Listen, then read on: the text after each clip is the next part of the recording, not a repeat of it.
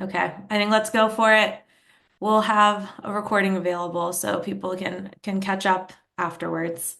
So thank you so much for joining us today. We're really excited to introduce everyone to the Fishwise Advocacy Toolkits for the seafood industry. Let's start by taking a quick look at the agenda for the webinar today. First, I'll be sharing a little bit about why we created the Advocacy Toolkits and how this project came to be. And then we'll take a quick tour of the toolkit itself so that you can see what's included and how to use it. After that, my colleague Lindsay will be walking us through why advocacy matters, especially right now, and what's on the horizon in seafood policy. And then we'll have a quick Q&A session with our guest speaker, Cindy Thomas, from the National Customs Brokers and Forwarders Association of America. Cindy will share insights on how advocacy works in practice and what associations like the NCBFAA are doing and what individual businesses can do independently. And finally, we'll close with some key takeaways and next steps. Some housekeeping items for today. The Q&A function is open throughout the webinar. Please feel free to submit your questions at any time. Our staff will be monitoring, and if time allows at the end, we'll answer some of those. And this is a public webinar, and it is being recorded. So we'll be sharing the recording afterwards on the Fishwise YouTube channel.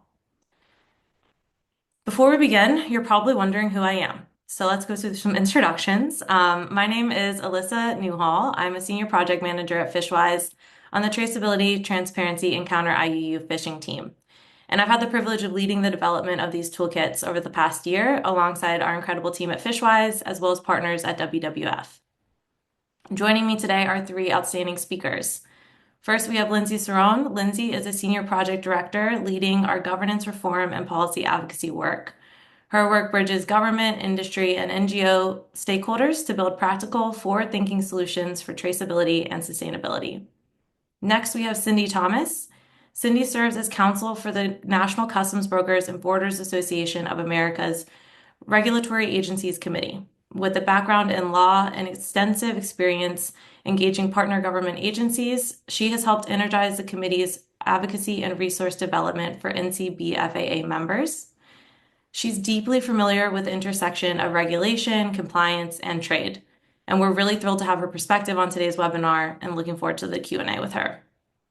And last, but definitely not least, Sarah Lewis. Sarah will be moderating the Q&A session. She is Fishwise's Director of Programs. She leads our global partnerships with businesses and NGOs to strengthen environmental and human rights due diligence in seafood supply chains. Her expertise in traceability and policy has guided much of Fishwise's recent innovation and advocacy work. So here's a goal for today and what we hope you'll take away. As I mentioned in the agenda, you'll be getting a quick tour of the advocacy toolkits, as well as some insights from industry and policy experts, and a sense of how advocacy can be practical, actionable, and effective for your business. We see this webinar as just the beginning. We really want to build on this toolkit as the regulatory landscape evolves. Over the past few years, we've seen leaders in the seafood industry involved in actively shaping policy conversations, and we believe that their feedback has made a real difference. Our goal is to build on that momentum. We want to keep creating solutions-oriented, future-focused advocacy dialogues that lead to workable, effective policies. And during today's webinar, we'd really love if you'll keep two questions in mind. We're really looking for your feedback and ideas. The first is, what should be added to the toolkit that isn't already there? And the second is, who else needs to see it? What audiences should we be focusing on next? So I want to begin by grounding us in some of the shared challenges shaping the seafood industry today. Seafood is a global, interconnected sector that feeds billions, but it also operates in a complex and often opaque supply chain. And that creates real vulnerabilities to risks that we're all familiar with, including illegal, unreported, and unregulated fishing, or IUU fishing, as well as seafood fraud and mislabeling, which can erode trust in the supply chain. And at the same time, we know there's ongoing concerns around forced labor and abusive labor practices, which threaten worker well-being and business integrity. And layered on top of all of that are structural challenges like limited enforcement capacity, numerous regulatory programs with inconsistent data requirements, and more recently, increasing tariffs that add to operational strain. If we take all of that together, these pressures create some pretty significant compliance and reputational risks for companies. And they also underscore why effective, workable regulations and industry engagement in shaping them are so important. Even though the seafood industry widely recognizes some of those challenges I just outlined, and we can all benefit from clearer, more effective regulations to reduce the risks posed by those challenges, we often see a disconnect between the people designing policies and those responsible for complying with them. We refer to this disconnect as the advocacy gap. Through our work with companies across the supply chain, Fishwise sees this disconnect happening regularly. Even when businesses have valuable insights, many are hesitant to engage directly with regulators or contribute to policy discussions. There isn't really one reason for this. There's a few barriers that we tend to see, and I'm going to address those in the next slides. The first is what we call the risk perception roadblock. Some companies worry that advocating for stronger or clearer policies might imply that their own supply chain is vulnerable or non-compliant. But in practice, engaging proactively on issues like traceability expectations, labor protections, or enforcement helps ensure that regulations are workable, grounded in reality, and supportive of responsible businesses. Stepping into these conversations signals leadership, not exposure. And importantly, advocacy doesn't have to involve sharing sensitive or proprietary details. There are many ways to keep sensitive information confidential and still provide the government with useful examples and forward-thinking ideas rooted in practical experience. The second contributor to the advocacy gap stems from the recognition that not all companies are the same size, and fixed costs or additional regulatory asks can hit some companies harder than others. What we've heard year after year is that well-designed, harmonized policies can actually level the playing field by eliminating the price advantage that illicit operators currently hold. When everyone is asked to meet the same clear, consistent expectations, compliance can become easier, more predictable, and more fair. The third barrier we often hear is the feeling that a single company, especially one that isn't the biggest player in the market, won't have as much influence compared to larger, more established voices. But some of the most influential policy and advocacy we've seen has come from niche sectors, smaller companies, or focused coalitions with very specific expertise. Regulators often need concrete, real-world examples, not general statements. And companies with hands-on operational experience can offer exactly the kind of clarity that shapes practical, workable policy. And finally, a big contributor to the advocacy gap is simply capacity. Many companies want to engage, but it's not always obvious where to start, what information is most relevant, or how to navigate the policymaking process that can feel complex and time-consuming. That uncertainty is completely understandable, and it's something that we've heard repeatedly from companies across the supply chain, and we've helped many companies work through this.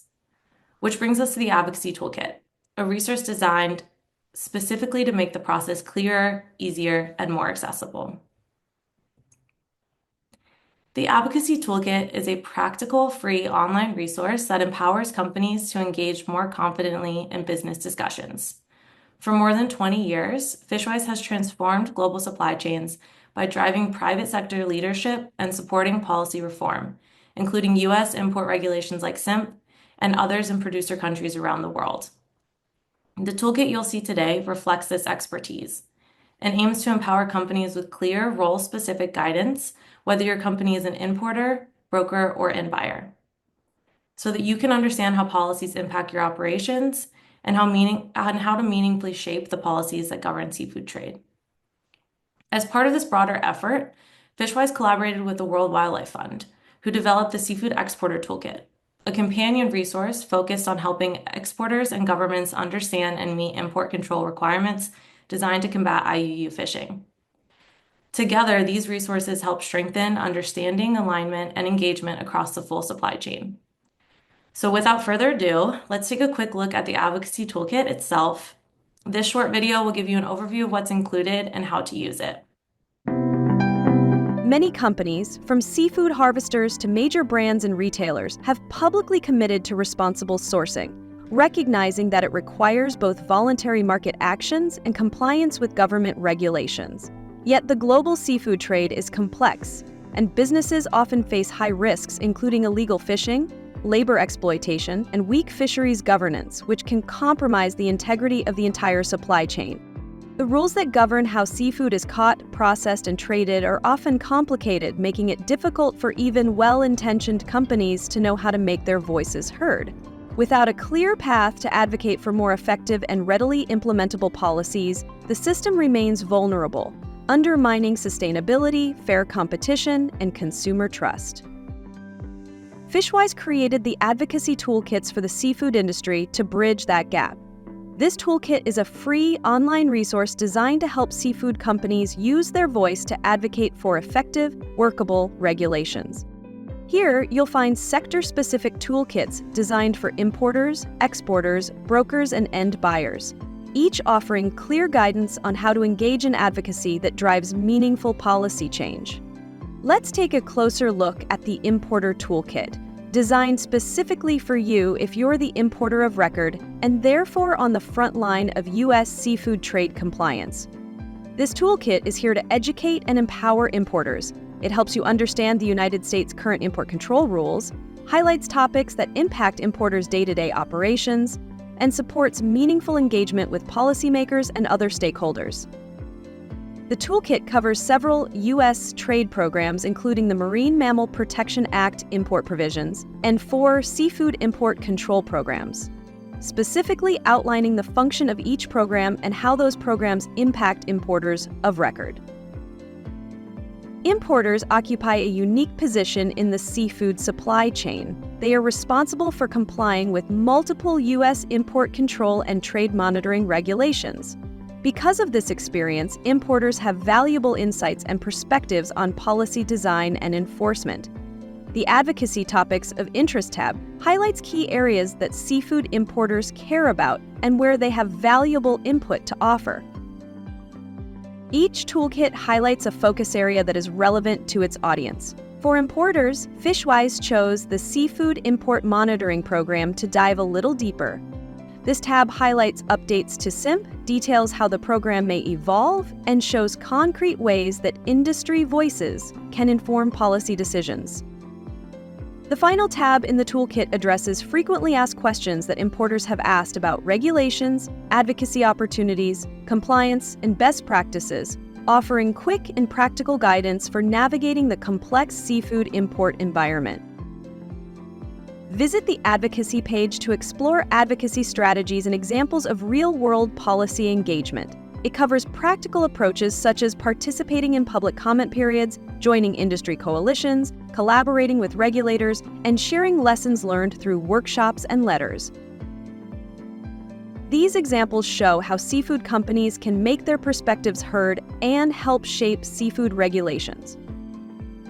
Visit the resources page for additional support, including frequently asked questions and a resource library.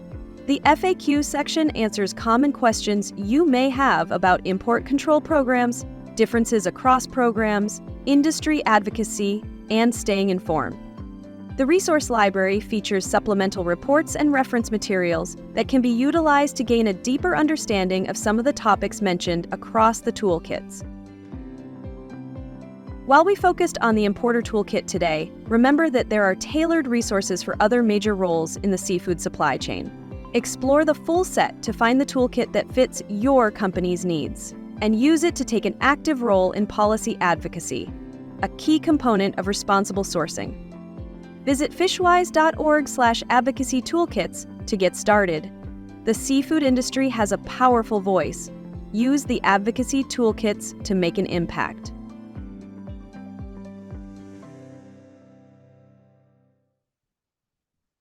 So I'm going to pass it over to Lindsay, who will walk through how to make the most of the Fishwise toolkits and highlight some of the opportunities ahead. Thanks, Lissa. I appreciate it. And hi, everybody. Thanks for joining us today. From our experience, from my experience, from Fishwise's experience working with seafood companies, we know that people often want to contribute. They're not sure how to begin, and that's totally normal.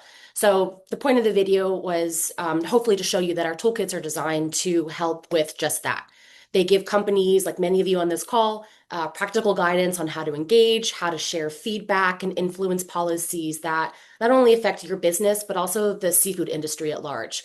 But before we dive into some of the things that Alyssa was talking about, I want to address some common questions that we often hear from companies and demonstrate how proactive engagement using these toolkits can transform companies' experience into meaningful impact and advocacy.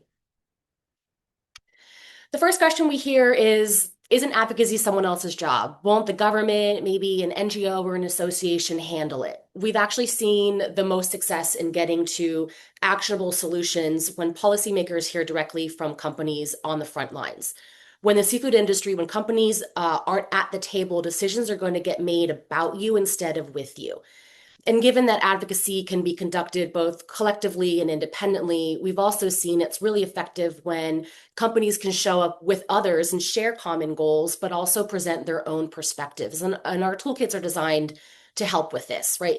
Here you'll find real world examples of letters and submissions from diverse stakeholders, brokers, importers, labor and environmental NGOs, major brands, showing that companies of all sizes, stakeholders of all sizes, can engage in meaningful ways, whether on their own or in joint collaborative efforts with others. Then another common question we hear, isn't my input too niche? It's too weedy. My challenges they're just too nuanced to be addressed.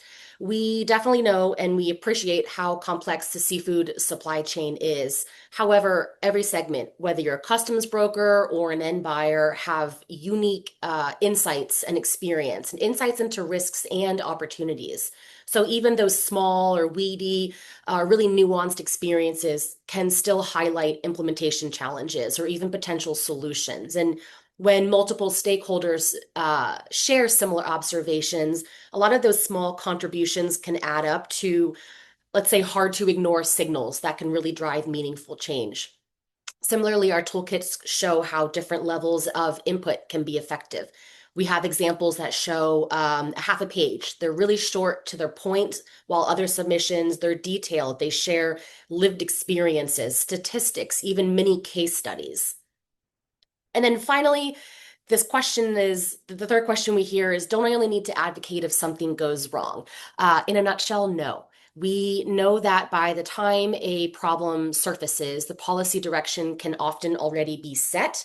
That unfortunately can leave stakeholders scrambling to react instead of shaping an outcome from the outset. So proactive feedback is going to help ensure that policies are practical from the start, and then continuous engagement is going to help build trust and credibility with decision makers.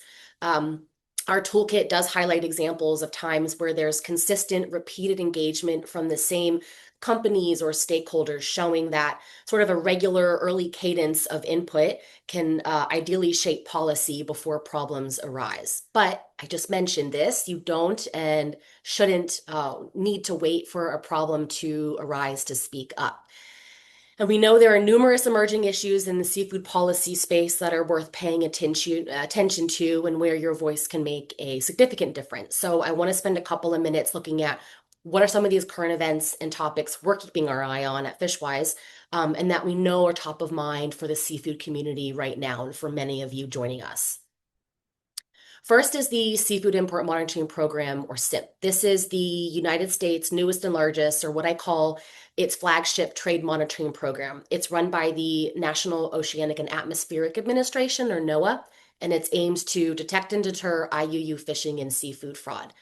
And although there are no immediate changes made to SIMP, there have not been any immediate changes made to SIMP recently, it does remain a very key component of U.S. trade monitoring and provides what I think is a great example of how stakeholder input can shape future policy. NOAA conducted back in 2023 a comprehensive program review.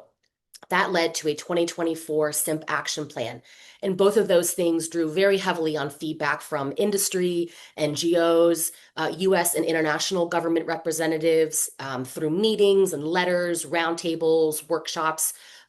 Over 7,000 stakeholders highlighted practical challenges, but also offered ideas to improve SIMP's effectiveness and efficiency. So right now, NOAA is actually using all of this collective input to explore a new direction for the program, both to strengthen its ability to address IUU fishing effectively, but also making compliance more practical for companies. So I say this, if you want to learn more about SIMP, our toolkits do feature deep dive sections that highlight not only what the program is and some of the other trade monitoring programs, but what some of the future changes, for example, things that are coming up in the action plan, what those changes can mean for your business. Also, under NOAA's purview is the recent Marine Mammal Protection Act's import provisions. These require that seafood entering the U.S.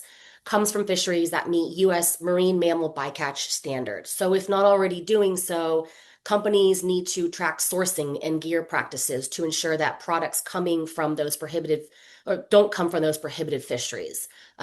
As of now, all comparability findings have been released. They're public on NOAA's website, but the official prohibitions are not set to take place until January 1st of next year. Can't leave out the Food Safety and Modernization Act, FSMA Rule 204. This adds traceability and record keeping requirements for certain high risk foods and seafood. This also includes seafood. So, under this, companies need to maintain and provide key data upon request to the FDA to enable the FDA to quickly trace products during a potential foodborne illness outbreak. This rule was finalized back in November of 2022, but the FDA has actually proposed delaying the compliance deadline from next January to July 2028, about a 30-month difference. This was in response to many within the seafood industry providing feedback and requesting more time to update their traceability systems. So, similar to what I mentioned on SIMP, we also have deep dive sections in our toolkits that highlight what these programs are, what they're not, what companies need to do to prepare, but also try to provide helpful resources that will get companies not only ready for these regulations, but highlight areas where they can speak up and speak to policymakers. Second to last, we have the recent presidential executive order on restoring American seafood competitiveness. According to the EO, this sets out to address unfair trade, unsafe imports, and regulatory burdens, but also trying to promote ethical sourcing and supply chain integrity. As of April, this EO remains active. However, NOAA recently launched an agency-wide effort to gather input, public input, on the implementation of the EO. They invited feedback on fisheries-related barriers, fisheries management, science, data modernization, and other priority needs that were identified in the EO. We know that many individual companies, as well as all 8 regional fisheries councils, provided input on this EO. So right now we're just waiting to see what happens, but this was another great example of where industry and stakeholder input was really critical in shaping the future of this executive order. And then last, I would be a liar if I told you I was an expert on tariffs. I would also be remiss if I didn't at least mention them on this webinar. Arguably, tariffs are one of the most pressing issues we see within the seafood sector right now, with major supply chain impacts. Since April, the United States has applied a broad 10% tariff to most seafood imports, with higher reciprocal rates for select countries. And we know very well these evolving tariffs, they're affecting sourcing and pricing and market competitiveness. So companies really need to track changes closely to manage costs and adjust their trade flows. And while this does create and has created uncertainty, it's also driving some to diversify suppliers, strengthen domestic partnerships, but also boost supply chain resilience. So I mention all of these things not only because they're in our toolkits, but staying on top of current events, things in our deep dive sections and in our FAQ sections will hopefully help companies reveal where companies understand where agencies are seeking feedback and where their voice can make a difference. So you know a little bit about when and where to advocate. What's the why? What is the impact that companies can have if they use our toolkit to advocate? I probably preaching to the choir, but I would be remiss if I didn't mention this. Companies can be a catalyst for change by sharing direct supply chain experience that policymakers and regulators might not otherwise have. We've seen often leading companies pioneer, they test solutions before they're even required by governments. And that gives companies these real world insights and lessons learned that help shape policy to be both ambitious but still workable. Advocacy ensures that policies, they're grounded in reality, not just theory, so it makes them easier to comply with. It can amplify diverse perspectives, again, not just the loudest in the room, which can help reduce unintended consequences and impacts on stakeholders. And finally, consistent engagement, whether you go it alone, whether in a group or with others, it signals accountability, builds trust, and strengthens collaborative solutions. So we've covered the little bit of the when, the where, and the why. I want to shift to the how. How can companies take action starting today or maybe tomorrow? uh, Policy advocacy, it's inherently collaborative, and we've seen really effective efforts, most effective efforts, bridge diverse interests from conservation to economics. These things help shape policies that, again, I'll say this probably more than once, are balanced and workable. Our toolkits provide concrete examples of this in action, from joint industry sign-on letters requesting stronger tuna management to multi-day, multi-stakeholder workshop reports that summarize how to reimagine the seafood import monitoring program. So you can see here on the slide, advocacy can take many forms. Companies often combine approaches depending on the resources at their disposal, their priorities, but also the type of impact that they want to achieve. So if we dig into the first mechanism, multi-stakeholder initiatives, these can bring together companies, NGOs, governments to tackle systemic issues, but also create meaningful sector-wide change. Participation in these initiatives can take different forms. It can be a forum, it could be a workshop, different working groups. They all do the same thing. They try to create a space for dialogue. They try to build consensus and ensure all impacted voices are going to be included in shaping policy recommendations. These efforts also carry strong credibility, right? Often due to the fact that they have a diverse participant makeup. However, they tend to require some significant time and coordination, and because of that, progress can sometimes be a little bit take a little bit longer to materialize. They're also a really powerful way to navigate what Alyssa had mentioned previously, this risk perception roadblock, right? The concern that publicly advocating for stronger policies might be perceived as admitting your supply chain has a vulnerability, right? If your company is facing this challenge, engaging through a multi-stakeholder initiative can offer a lower risk, but still highly effective path to advocating for meaningful reform. The second option we have here are collaborations with NGOs, industry peers. Maybe this is pre-competitive. These tend to enable companies to pool their resources, to share knowledge, but also be able to amplify each other's voices. These partnerships are good for bridging gaps between sectors. They can help also push for more comprehensive governance reform. They also can be highly effective at advocacy, especially on really nuanced topics or topics that can get in the weeds. Think about traceability, for instance. As long as they are built on trusted relationships with clear priority setting and decision-making processes. The third option we have or mechanism are industry associations and coalitions. These give companies a collective voice that can more effectively influence policy and align around shared goals and consistent messaging. They can also enable members, like the one I just mentioned, to pool their resources and take on advocacy efforts that might be a little bit difficult to pursue alone. This is what makes associations and coalitions especially valuable for companies that have limited staff or capacity, or really no dedicated team to advocacy or to advocate. The second to last, we have letters, phone calls, one-on-one meetings. These can be joint letters, individual. They can be virtual meetings, face-to-face. Doesn't matter. The idea is that they all provide companies with a direct line to policymakers and regulators.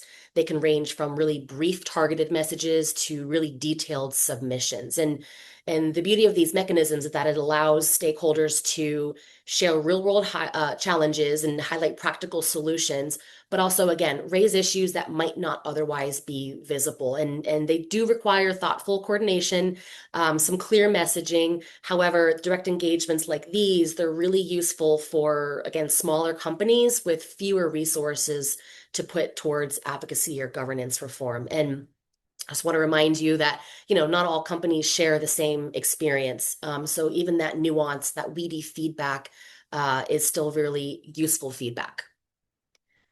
And then last but not least, sharing research, case studies, maybe results of a pilot project, et cetera. This might not be thought of as traditional advocacy, but it can still be a really powerful way to not only influence, but also educate policymakers and regulators. Sometimes these can be a little time and resource intensive. That's why you see medium to high effort.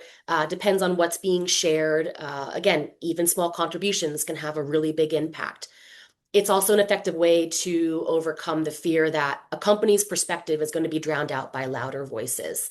As we mentioned earlier, sometimes advocacy from a unique data informed viewpoint can be more influential than a broad general debate. So, since there's no one size fits all, these mechanisms are really meant to showcase the breadth of options that companies have to be able to turn their insight into real influence. And we're really excited, and that's why we've invited our next speaker to share some of the customs brokers' perspectives on policy advocacy. So I'll hand it over to Sarah to kick off our Q&A with Cindy. Thanks, Lindsay. And hello, everyone. Again, I'm Sarah Lewis, the Director of Programs at Fishwise, and I'm excited today to have Cindy Thomas with me to talk a little about the topics and approaches that she's paying attention to at the National Customs Broker and Forwarders Association of America, where she's the Regulatory Agency Committee Counsel since 2020. So welcome, Cindy. Thanks for joining us. Great, thank you. I'm glad to be here. Yeah, so as RAC Council, you have worked with the NCBFAA leaders to broaden your scope and really conduct more outreach and really try to engage with a variety of agencies and policymakers on behalf of your members. Just to give those of us in the space that are less familiar with your organization a sense of the breadth of work you do, can you share just kind of a list of regulatory topics or main priorities that you've got lined up at the top of your list for your members right now? Well, for right now in the seafood area, I mean, we cover all. In the seafood area, I should have been specific. Yeah. In the seafood area, top of the list has got to be the Marine Mammal Protection Act. We have a implementation deadline coming very quickly, January 1st. And, the 43-day government shutdown did not help at all in trying to get answers to the questions that are pouring in on that. So that is our key focus right at the moment.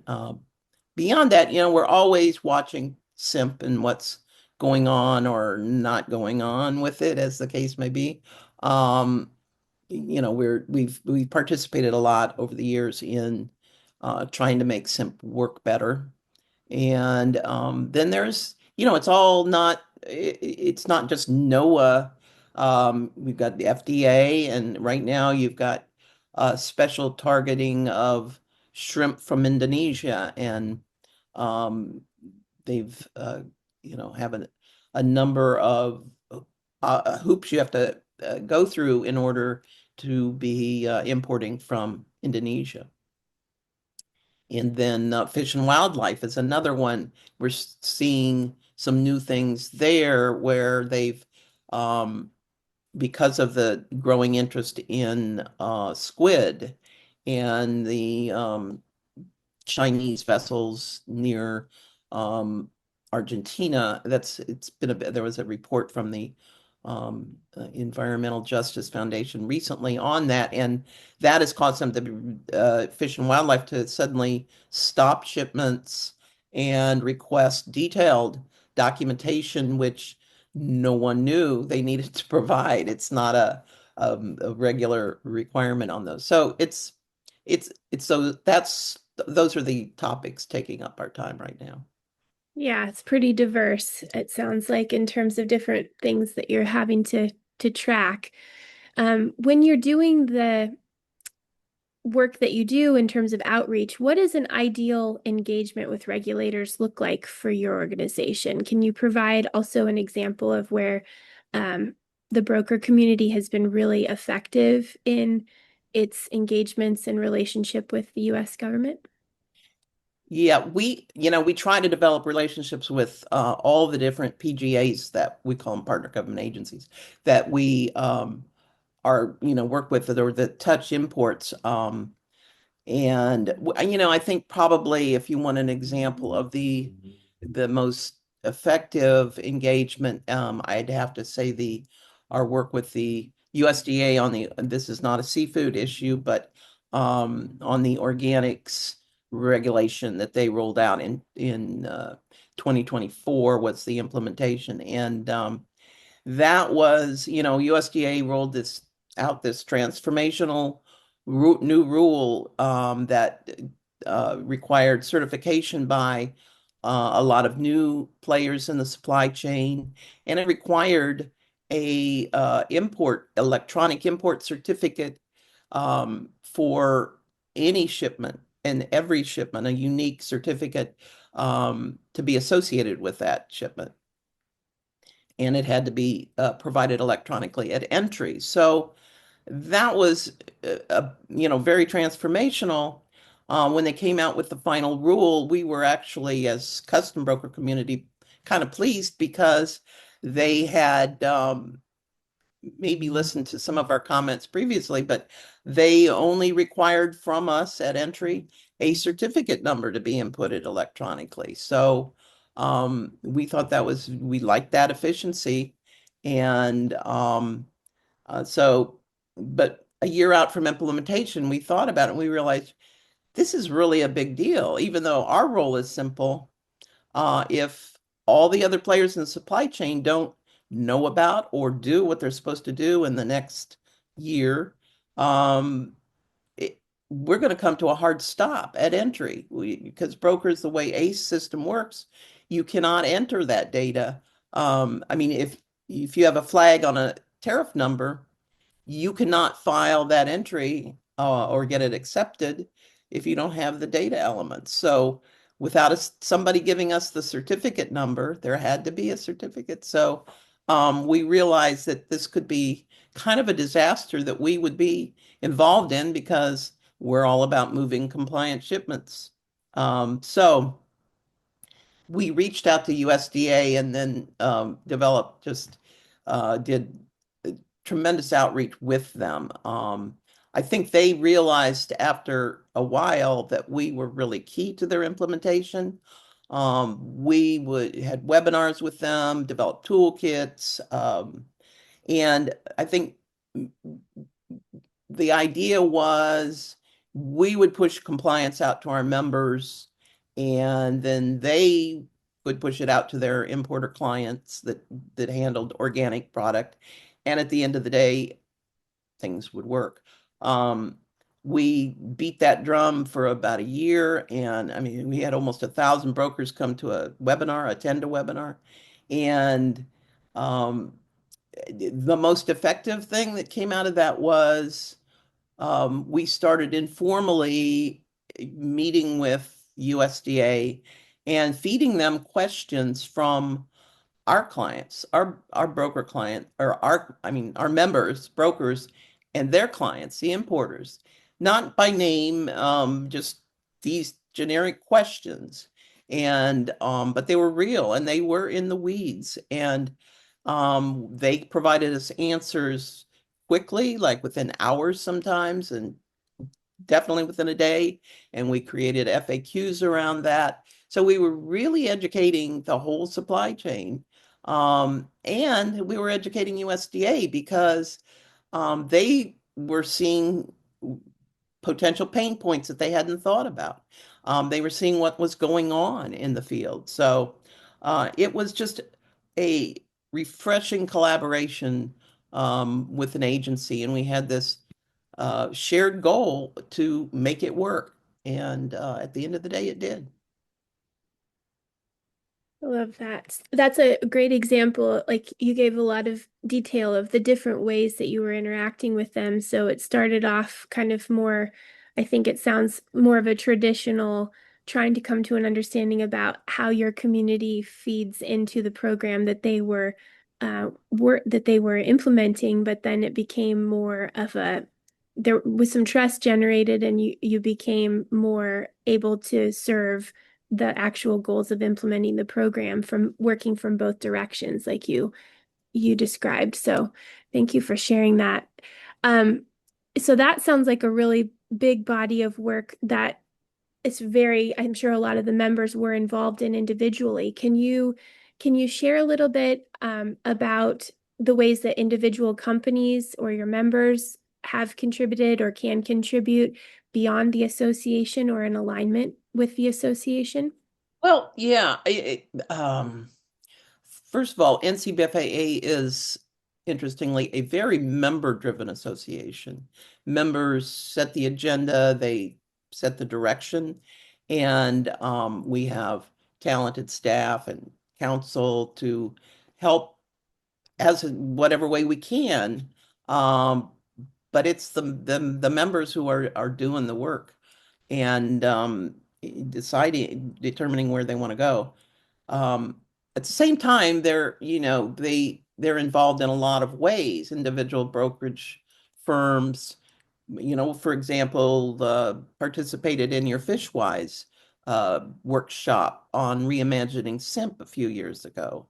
They serve on, there'll be industry panels at conventions for different, textile industry or other, groups involved in importing.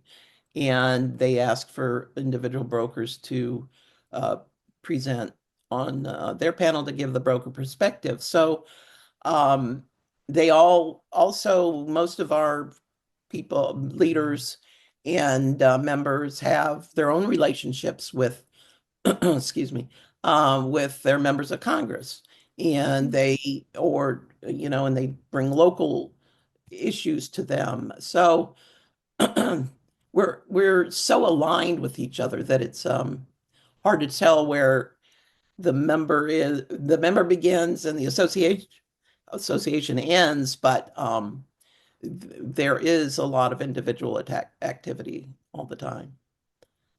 Yeah, and it sounds like it can be mutually beneficial if the members are bringing some of that learning back to the collective as well. Yes. Both the government and the association are benefiting from that. It's great to hear.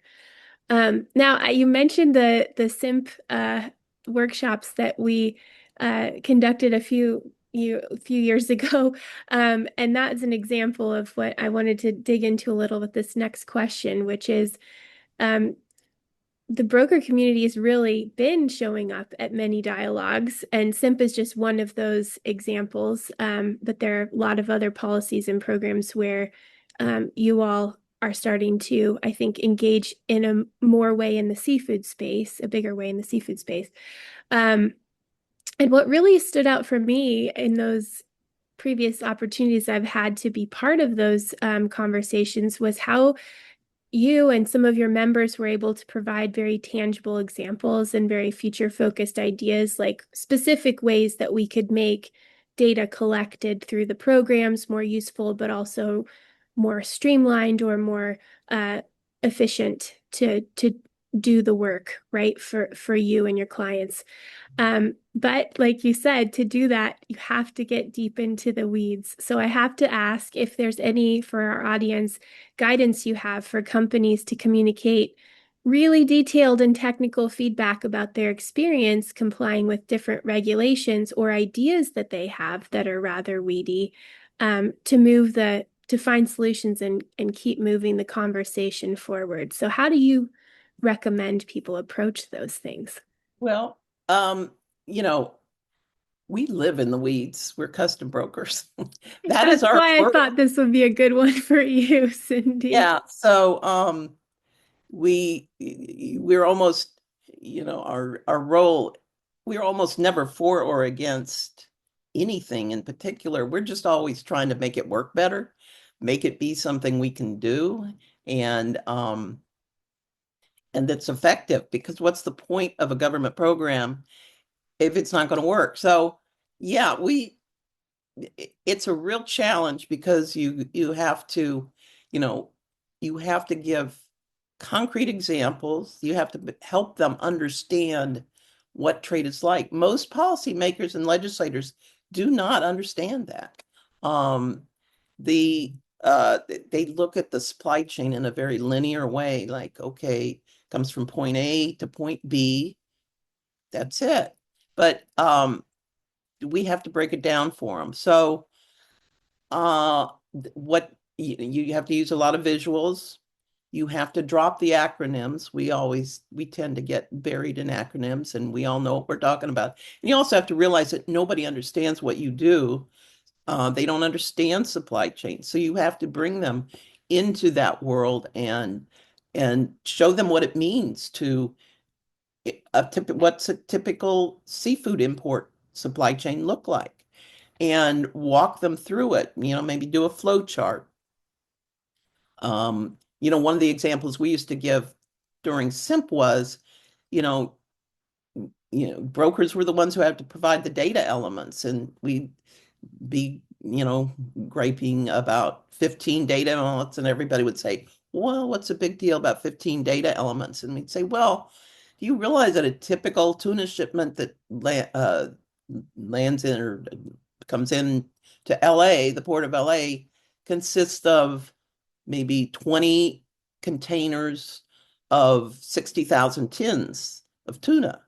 So, and that tuna was caught by maybe 10 or 12 vessels over, each of them out on the water for a couple months and in many different locations. So the data that they want fed into the ACE, these 15 data elements really quickly can explode into thousands of data elements. So I think that people heard that, and I don't know the end result. I can't say they stopped requiring data elements, but at least they understood the enormity of what they were asking. So I just say, you have to bring it into their realm. We've also done demos for people, some agencies, where we show them this is what it looks like to do an entry. And so I think to the extent you can bring it down to a very practical level, but keep in mind, you really have to do a Dick and Jane kind of presentation. Yeah.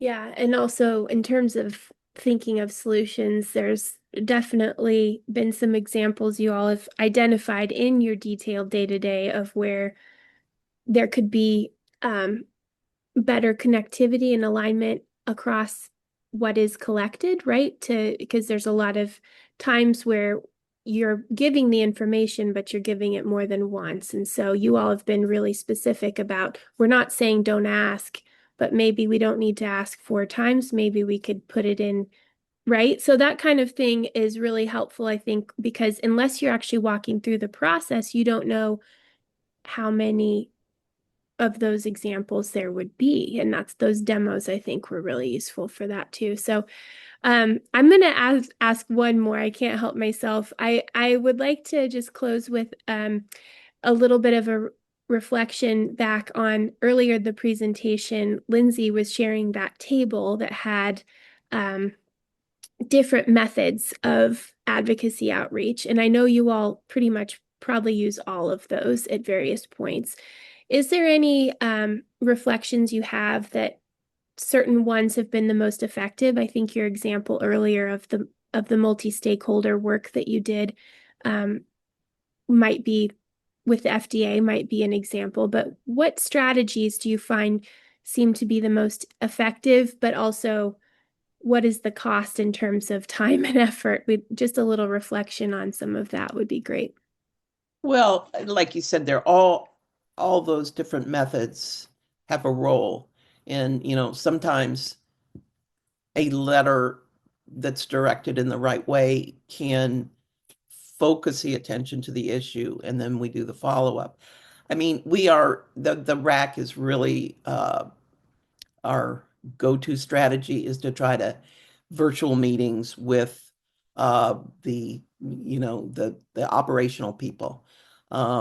That's where some of the real work is done. And, we've even found, they were holding shipments and we couldn't figure out why, because it was like we were entering it correctly.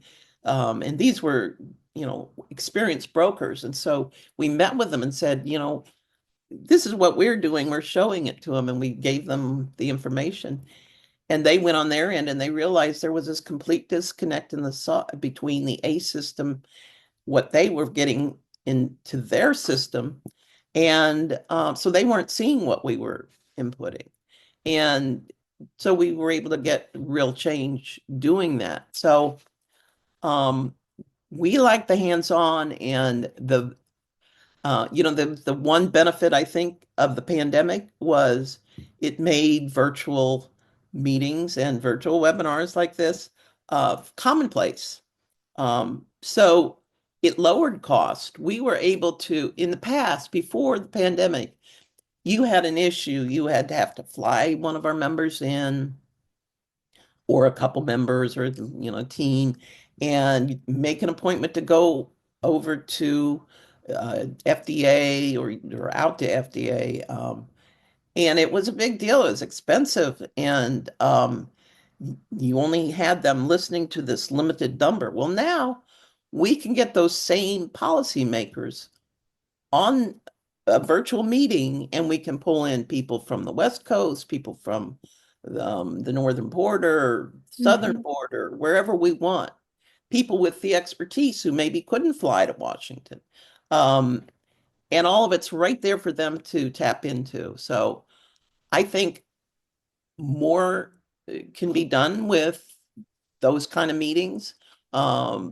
It's still great when they come to our in-person meetings and we like the in-person interaction, but from my perspective, I think we have made tremendous progress through the medium of virtual meetings. That's great. And that's, like you say, accessible to everyone. So I'm glad to hear that you feel it's really having an impact, that you can have that kind of rapport and the questions and answers in a way that's more dynamic than letters and things like that it can be harder to do that. Thank you so much, Cindy. I really Thank appreciate you. you being here. We're so grateful for your perspective, and for hearing from your community has really been a big advantage to our understanding of the work and even the landscape. So we appreciate it so much. Great. Thank you. I'm going to go ahead and close us out now. I'd like to thank all of you for coming today in the audience. I'd like to give you this QR so that you can start using the toolkits um, and really explore the resources that are available there. They're live, ready to use. Um, We'd like it if you would also help share those with your networks, because at the beginning of the hour, we asked you to think of a couple questions. One is, what should be added to the toolkits that aren't already there? And since you haven't been able to dig in and look around yet, most likely, you may not have that answer yet, but we really are interested in knowing and getting your feedback on who else needs to see this, what audience should we be focusing on? And I'd add one more question, which is, if there's any topics or pieces of the regulatory landscape that you think would be interesting for the industry to have more resources about that isn't already in there, let us know, because over the next year, we're going to continue working on this and building it. And the one that you should get in contact with, her email is there, Alyssa, who kicked us off this morning with the webinar. Her email is there for feedback to go straight into the hands of the one that can help make it happen. So please reach out to Fishwise. We really appreciate your time today. And with that, I think we can close. Thank you so much. Thank you all, and thank you again, Cindy. Have a great rest of your Thursdays. Bye, everybody.